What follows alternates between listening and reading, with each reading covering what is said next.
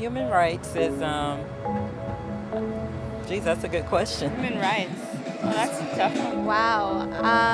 Права человека. I don't even know how to give that a definition. I would probably have to do a little bit of homework or something. Any right that I think just as a normal, human, The rights that humans have. Oh, that's a very large debate. Menneskerettigheder kan betyde mange ting. Tú le puedes preguntar a 20 personas y te van a dar 20 diferentes opiniones. Non saprei, è una domanda complicatissima. Yes, we just take them for granted that they're there, but we don't even consider what they are.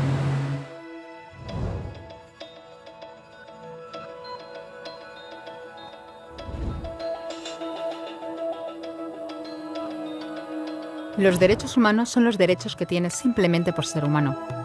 Es la forma en que instintivamente esperas que se te trate y el trato que mereces como persona, como el derecho a vivir en libertad, hablar con franqueza y ser tratado con igualdad. Hay muchos tipos de derechos. La mayoría tienen que ver con cierto grupo. Pero los derechos humanos son los únicos que le corresponden absolutamente a todo el mundo en todas partes. Eso significa niños, gente mayor, pobres, jugadores de básquet, basureros, cantantes de rap, maestros, africanos, indios, albanos, cristianos, musulmanes, cabalistas, ateos, tu madre, tu padre, el vecino y tú. Todos tienen los mismos derechos humanos exactos. En otras palabras, son universales. Pero la cuestión sigue en pie. ¿Qué son? Name the human rights? What the human rights are? The right to live. Equality between all peoples. Right to religion, the right to... Is there supposed to be a list somewhere I should be aware of? De acuerdo con las Naciones Unidas, hay un total de 30 derechos humanos, que generalmente se agrupan y se llaman simplemente derechos humanos. Se enumeran en la Declaración Universal de los Derechos Humanos, que es el documento sobre el tema más aceptado en el mundo. Pero llevó mucho tiempo para que llegaran. Al principio no había derechos humanos. Si estabas con la gente adecuada, estabas a salvo. Si no, no lo estabas. Pero entonces Ciro el Grande decidió cambiar todo eso. Tras conquistar Babilonia, hizo algo completamente revolucionario. Anunció que todos los esclavos podían irse en libertad. También dijo que la gente era libre de elegir su religión, sin importar de qué grupo fueran parte. Documentaron sus palabras en una tablilla de arcilla, conocida como el cilindro de Ciro, y así sin más nacieron los derechos humanos. La idea se extendió rápidamente, hasta Grecia, la India y al final hasta Roma. Se dieron cuenta de que la gente seguía de forma natural ciertas leyes, incluso aunque no se les dijera que las siguieran.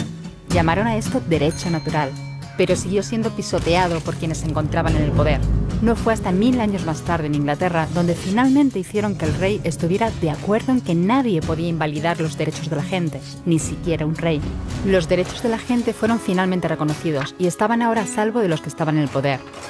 Hasta cierto punto. Todavía hizo falta que un grupo de rebeldes británicos declarara su independencia antes de que el rey entendiera que todos los hombres han sido creados iguales. Es decir, no es que a él le gustara la idea, sino que no pudo pararlos, y así nació América.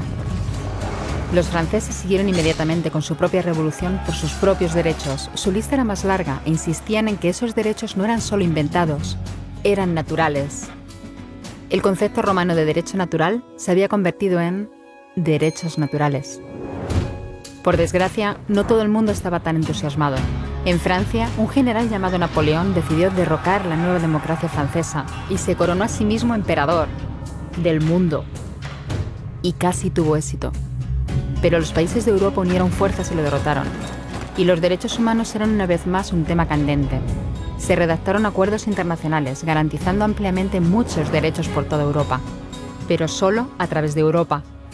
El resto del mundo de alguna forma todavía no cualificaba. En vez de eso fueron invadidos, conquistados y consumidos por los enormes imperios europeos. Pero entonces un joven abogado de la India decidió que ya había sido bastante. Se llamaba Mahatma Gandhi y frente a la violencia insistió en que toda la gente en la tierra tenía derechos, no solo en Europa.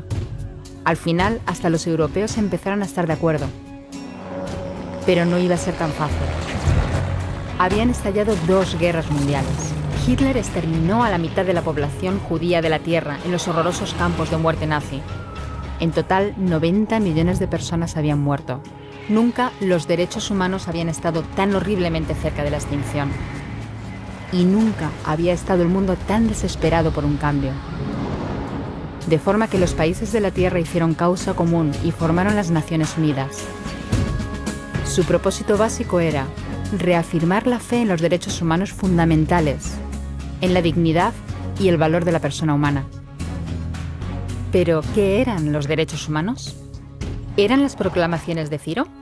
¿El derecho natural de Roma? ¿Las declaraciones de Francia? Todo el mundo parecía tener una idea ligeramente distinta de lo que deberían ser los derechos humanos. Pero bajo la supervisión de Eleanor Roosevelt, finalmente se pusieron de acuerdo en una serie de derechos para absolutamente todo el mundo. La Declaración Universal de Derechos Humanos. El concepto francés de los derechos naturales se había convertido finalmente en los derechos humanos.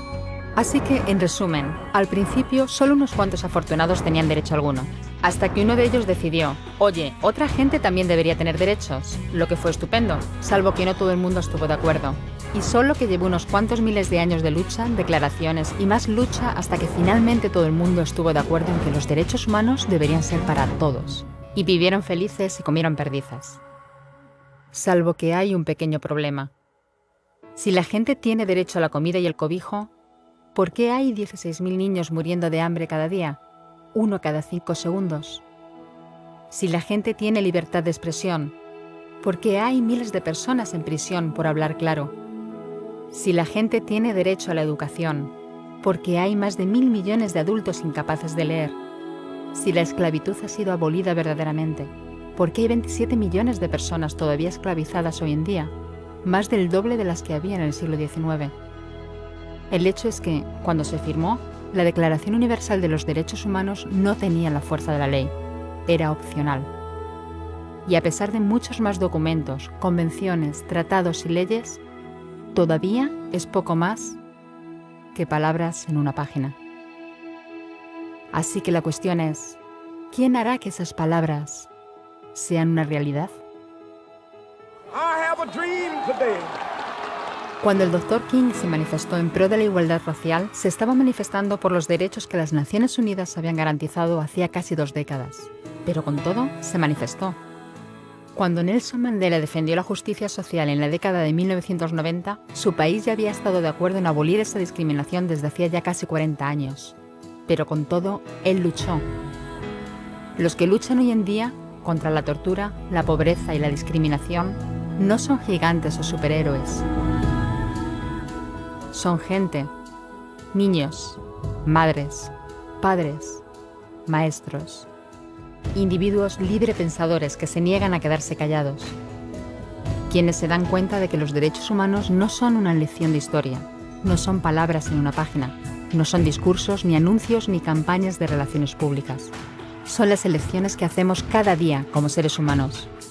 Son la responsabilidad que todos compartimos, de respetarnos mutuamente, ayudarnos y proteger a los necesitados.